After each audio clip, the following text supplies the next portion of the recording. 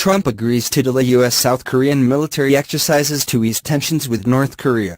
2 days after he taunted North Korea about his nuclear button, President Trump indicated Thursday he would postpone long-planned joint U.S. military exercises with South Korean forces to ease tensions on the Korean peninsula during the Winter Olympics. Trump told South Korean President Moon Jae-in in a phone conversation that he would agree to deconflict the Olympics and our military exercises so both nations focus on ensuring the security of the Games, the White House said in a statement.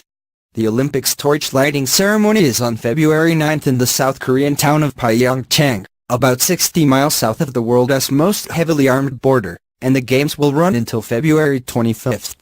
Moon had requested the delay last month, and Trump's belated agreement came as Seoul and Pyongyang re-established an emergency hotline on the border and moved to start bilateral talks there on January 9, a nascent thaw that largely left the United States on the sidelines. The White House statement did not specifically say the annual exercises, called full eagle, would be postponed. But a Pentagon spokesman said they were being pushed back until after the Olympics end, although he did not give a date.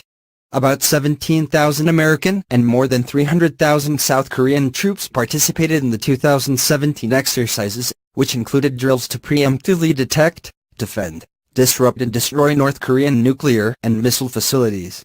North Korea views the annual exercises as pretext for an invasion from the south. The two heavily armed nations have had endured an uneasy peace since an armistice ended the Korean War in 1953.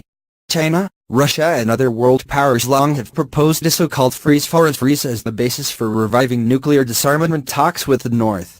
That would require the United States to suspend military exercises in South Korea in exchange for North Korea suspending further nuclear and ballistic missile tests. Successive U.S. administrations have strenuously rejected that linkage, saying U.S. military operations on the peninsula are defensive in nature, and thus legal under international law, while Pyongyang's nuclear tests are in violation of multiple United Nations resolutions.